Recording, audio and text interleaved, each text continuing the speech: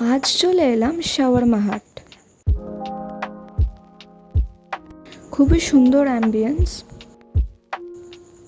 মেনুটা দেখিয়ে দিচ্ছি, চাইলে পজ করে পড়ে নিতে পারেন।